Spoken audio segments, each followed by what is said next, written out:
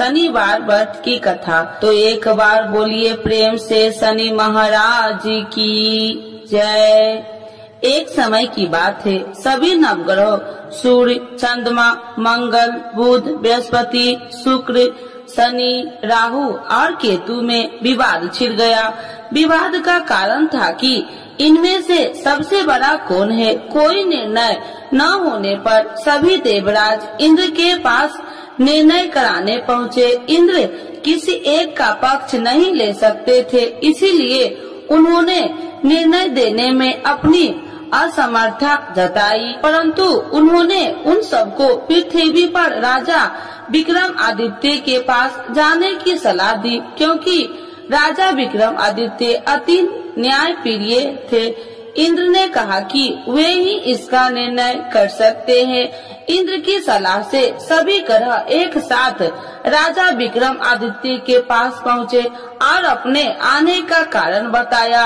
राजा इस समस्याओं से अति चिंतित हो उठे, क्योंकि वे जानते थे कि अगर उन्होंने किसी एक को बड़ा बताया तो बाकी ग्रह कुपित हो उठेंगे।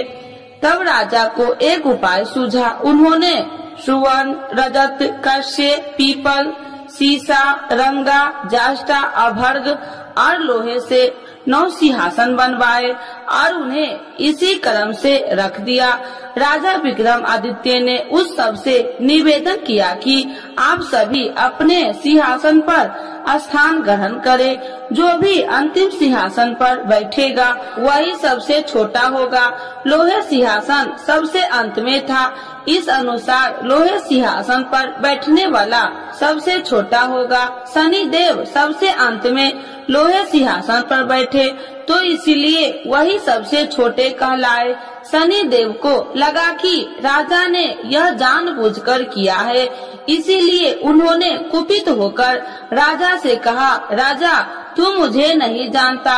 सूर्य एक राशि में 1 महीना, चंद्रमा 2.25 महीना, 2 दिन, मंगल 1.5 महीना, बृहस्पति 13 महीना, वह बुध और शुक्र 1 महीने विचरण करते हैं, परंतु मैं 2.5 से 7.5 साल तक रहता हूँ। शनि देव क्रोधित होकर कहने लगे कि श्री राम की 7.5 आने पर उन्हें वनवास हो गया। रावण 7.5 आने पर वह वानरों की सेना से परास्त हो गया। अब तुम सावधान रहना।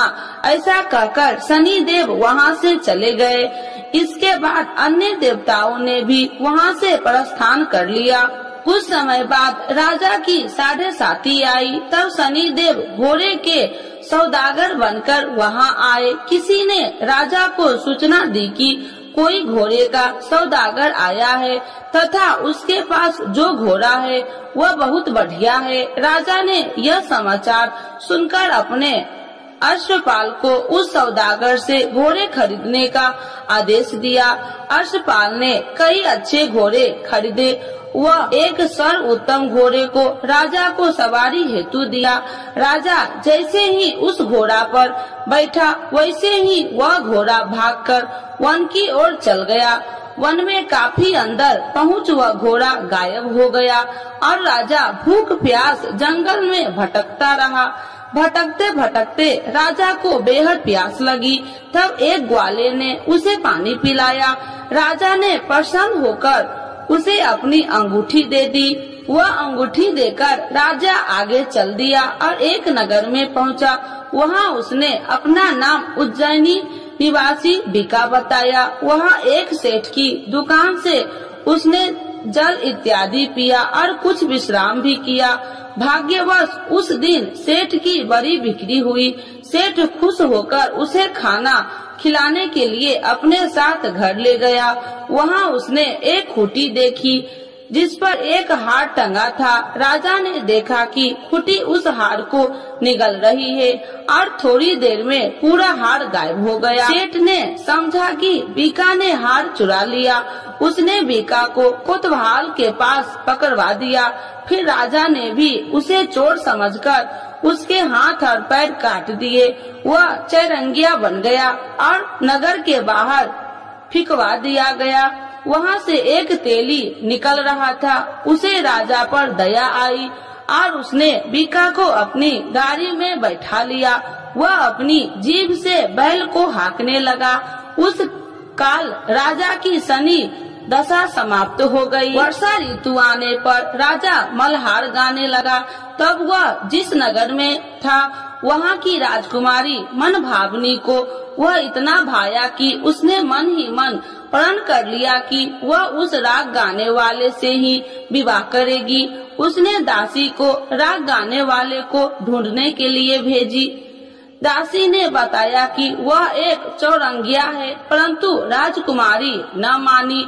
अगले ही दिन से राजकुमारी अनशन पर बैठ गई कि विवाह करेगी तो उसे सबने बहुत समझाया, पर फिर भी जब वह न मानी तो राजकुमारी के पिता ने उस तेली को बुलावा भेजा और विवाह की तैयारी करने को कहा। फिर उसका विवाह राजकुमारी से हो गया। एक दिन सोते हुए स्वप्न में शनि देव ने राजा विक्रम आदित्य से कहा, राजन, देखा तुमने मुझे छोटा बताकर कितना दुख झेला है।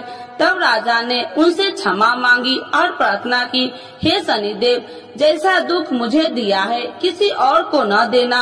शनिदेव मान गए कि और कहा, जो मेरी कथा व व्रत करेगा उसे कोई दुख न होगा, तथा जो नित्य मेरा ध्यान करेगा और चीटिया का आटा डालेगा उसके सारे मनोरथ पूर्ण होंगे। साथ ही शनिदेव ने राजा को उसके हाथ पैर की वापसी दे दिए। प्रातः आँख खुलने पर राजकुमारी ने जब राजा को देखा तो आश्चर्यचकित रह गई। बीका ने उसे बताया कि वह उज्जैनी का राजा विक्रम आदित्य है। सभी अत्यंत प्रसन्न हुए। सेठ ने जब यह सुना वह पैर पर गिरकर क्षमा मांगने लगा। राजा ने कहा कि वह तो शनि देव का कोप था, इसमें किसी का कोई दोष नहीं। सेठ ने फिर भी निवेदन किया कि मुझे शांति तब ही मिलेगी जब आप मेरे घर चलकर भोजन करेंगे। सेठ ने अपने घर कई प्रकार के व्यंजन से राजा का सत्कार किया। साथ ही सबने देखा कि जो खूंटी हार निकल गई थी वही उसे उगल रही थी। सेठ ने अनेक मनोहर देख राजा का धन्यवाद किया और अपनी कन्या श्री कन्वरी से शादी करने का निवेदन किया। राजा ने सहर्ष स्वीकार कर लिया। कुछ समय पश्चात राजा अपनी दोनों रानियां मन भावनी और श्री कन्वरी को उज्जैनी नगरी के लिए निकल पड़े। वहां नगर वासियों ने सीमा पर ही उनका स्वागत किया। सारे नगर में दीपमाला हुई, सबने खुशी मनाई। राजा ने घोषणा किया कि मैंने शनि देव को सबसे छोटा बताया था, जबकि असल में वही सर्वोपरि है। तब से सारे राज्य में शनि देव की पूजा और कथा नियमित रूप से होने लगी। सारी प्रजा ने बहुत समय खुशी और आनंद के साथ बिताया। जो कोई शनि देव की इस कथा को सुनता है या पढ़ता है उसके सारे दुख दूर हो जाता है। तो एक बार बोलिए प्रेम से शनि महाराज की जय। आरती श्री शनि देव की जय। जय श्री शनि देव भक्तन हितकारी, सूरज के पुत्र प्रभु छाया महतारी। जय जय श्री शनि देव भक्तन हितकारी, सूरज के पुत्र प्रभु छाया महतारी। श्याम अंग वक्र दृष्टि चतुर्भुजाधारी, श्याम अंग वक्र दृष्टि चतुर्भुजाधारी।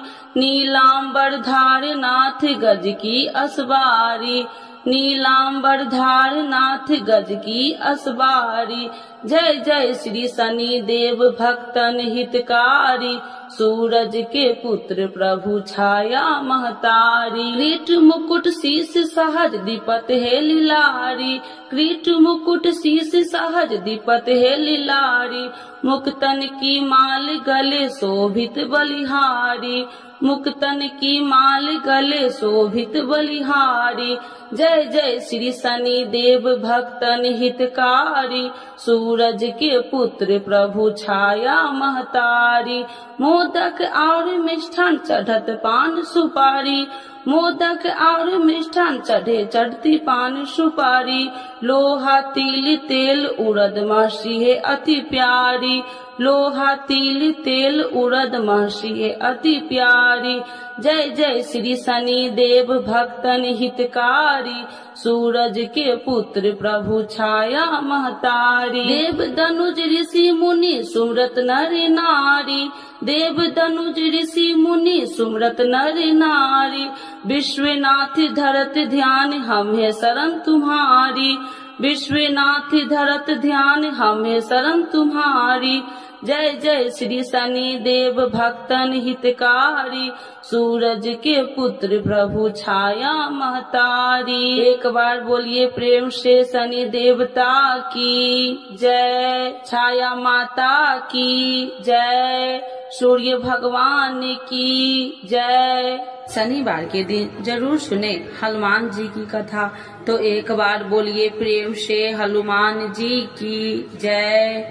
एक बार नैमी सरनाय तीर्थ में 80,000 मुनि एकत्र होकर पुराणों के ज्ञाता श्री सूत जी से पूछने लगे, हे महामुने, आपने हमें अनेक पुराणों की कथाएं सुनाई है, अब कृपा करके हमें ऐसा व्रत और कथा बतलाए जिसके करने से संतान की प्राप्ति हो तथा मनुष्य को रोग शोक अग्नि सर्व दुखों आदि का भय दूर हो, क्योंकि कलयुग में सभी जीवों की आयु बहुत कम है।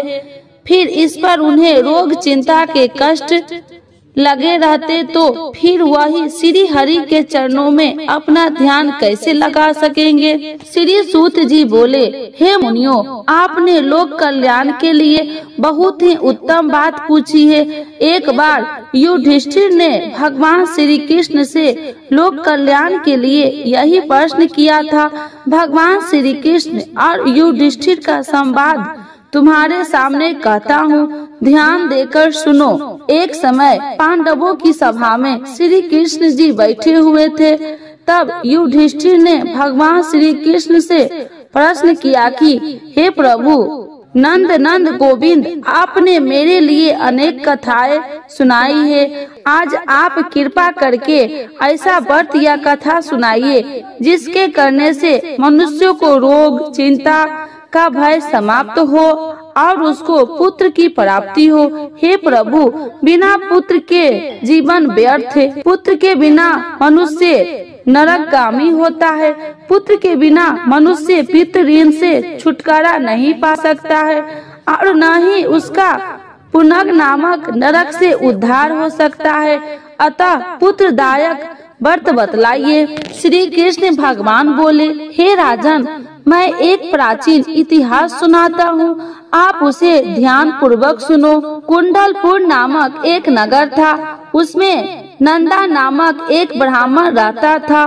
भगवान की कृपा से उसके पास सब कुछ था, फिर भी वह दुखी था। इसका कारण था कि ब्राह्मण की स्त्री सुनदा के कोई संतान न थी। सुनदा पतिव्रता थी, भक्ति पूर्वक श्री हनुमान जी की आराधना करती थी। मंगलवार के दिन व्रत करने के अंत में भोजन बना कर हनुमान जी को भोग लगाने के बाद स्वयं भोजन करती थी। एक बार मंगलवार के दिन ब्राह्मणी गिरिकाइयों में अधिकता के कारण हनुमान जी को भोग न लगा सकी, तो इस पर उसे बहुत दुख हुआ। उसने कुछ भी नहीं खाया और अपने मन में प्रण किया कि अब तो अगले मंगलवार को ही हनुमान जी का भोग लगाकर अन्न जल ग्रहण करूंगी। ब्राह्मणी सुनदा प्रतिदिन भोजन बनाती, श्रद्धा पूर्वक पति को खिलाती, परंतु स्वयं भोजन नहीं करती और मन ही मन श्री हनुमान जी की आराधना करती थी। इसी प्रकार 6 दिन गुजर गए और ब्राह्मणी सुनदा अपने निश्चय के अनुसार भूखी प्यासी निराहार रही। अगले मंगलवार को ब्राह्मणी सुनदा प्रातः काल ही बेहोश होकर गिर पड़ी।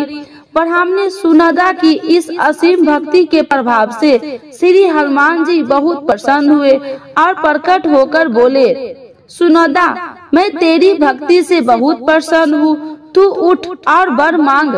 सुनंदा अपने आराध्य देव श्री हनुमान जी को देखकर आनंद की अधिकता से ही सुनंदा अपने आराध्य श्री हनुमान जी को देखकर आश्चर्य से हो गई।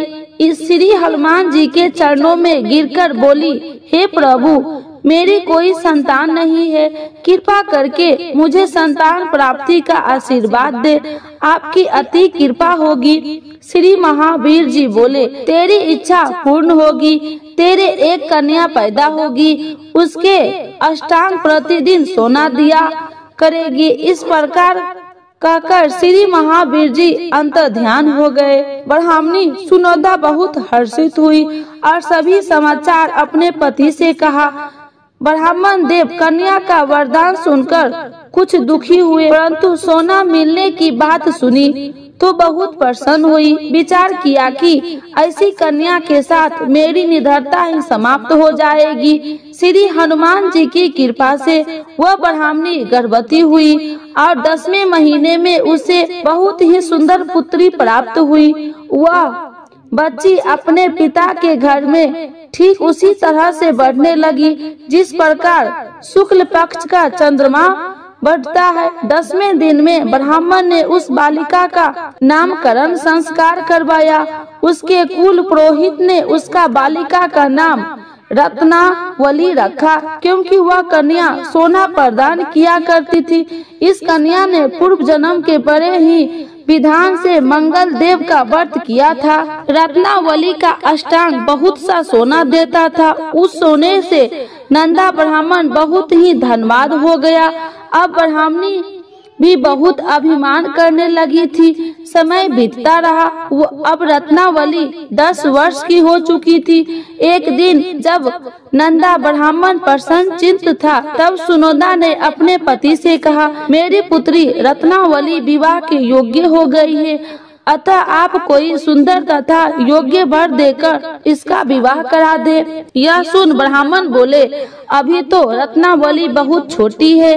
तब ब्राह्मणी बोली, शास्त्रों की ज्ञाता है कि कन्या 8वें वर्ष में गौरी, 9वें वर्ष में रोहिणी, 10वें वर्ष में कन्या इसके पश्चात रजस्वला हो जाती है। गौरी दान से पाताल लोक की प्राप्ति होती है, रोहिणी दान से वैकुंठ लोक की प्राप्ति होती है, कन्या के दान से इंद्र लोक में सुख की प्राप्ति होती है। अगर हे पतिदेव रजस्वला का दान किया जाता है तो घोर नरक की प्राप्ति होती है। इस पर ब्राह्मण बोले, अभी तो रत्नावली मात्र 10 ही वर्ष की है और मैंने तो 16-16 साल की कन्याओं को विवाह कराए हैं, अभी जल्दी क्या है।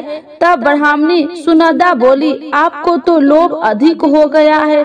शास्त्रों में कहा गया है कि माता पिता और बड़ा भाई रजस्वला कन्या को देखते हैं तो वह अव्यसी नरकगामी होते हैं। तब ब्राह्मण बोला, अच्छी बात है, कल मैं अव्यस ही योग्य वर की तलाश में अपना दूत भेजूंगा। दूसरे दिन ब्राह्मण ने अपने दूत को बुलाया और यज्ञ आदि की, जैसी सुंदर मेरी कन्या है वैसे ही सुंदर वर उसके लिए तलाश करो। दूत ने अपने स्वामी की आज्ञा पाकर निकल पड़ा। परंपराई नगर में उसने एक सुंदर लड़के को देखा। यह बालक एक ब्राह्मण परिवार का बहुत ही गुणवान पुत्र था। इसका नाम रामेश्वर था। दूत ने इस सुंदर व गुणवान ब्राह्मण पुत्र के बारे में अपने स्वामी को पूर्ण विवरण किया। ब्राह्मण नंदा को भी रामेश्वर अच्छा लगा और फिर शुभ मुहूर्त में विधि पूर्वक कन्या का ध्यान देकर ब्राह्मणी संतुष्ट हुए।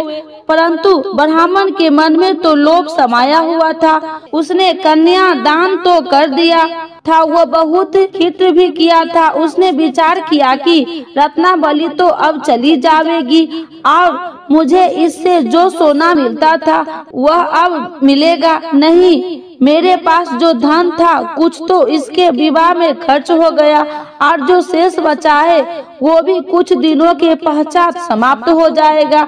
मैंने तो इसका विवाह करने बहुत बड़ी भूल कर दी है। अब कोई ऐसा उपाय ही रत्नावली मेरे घर में ही बनी रहे, अपनी ससुराल न जावे। लोभ रूपी राक्षस ब्राह्मण ने मस्तिष्क पर छता जा रहा था। रात भर अपनी सैया पर बेचैनी से करवटें बदलते बदलते उसने एक बहुत ही क्रूर निर्णय किया।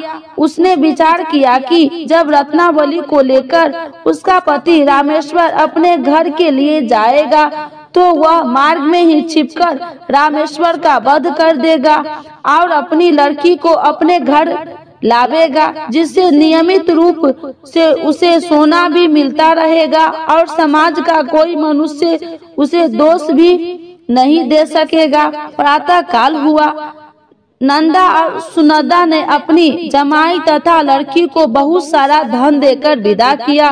रामेश्वर अपनी पत्नी रत्नावली को लेकर ससुराल अपने घर की तरफ चल दिया।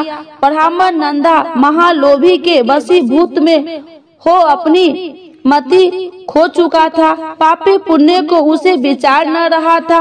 अपने भयानक व क्रूर निर्णय से कार्य रूप देने के लिए अपने दूत को मार्ग में अपने जमाई का वध करने के लिए भेज दिया, ताकि रत्नावली से प्राप्त होने वाला सोना उसे हमेशा मिलता रहे और वो कभी निर्दय न हो। ब्राह्मण ने दूत ने अपने स्वामी की आज्ञा का पालन करते हुए उसने जमाई रामेश्वर का मार्ग में ही वध कर दिया। समाचार प्राप्त कर ब्राह्मण नंदा मार्ग में पहुंचा तो रुद्र करती हुई अपनी पुत्री रत्नावली से बोली, हे पुत्री, मार्ग में लुटेरे ने तेरे पति का वध कर दिया। भगवान की इच्छा के आगे किसी का कोई वश नहीं चलता है। अब तू घर चल, वहाँ पर ही रहना, शेष जीवन व्यतीत करना। जो भाग्य में लिखा है वही होगा।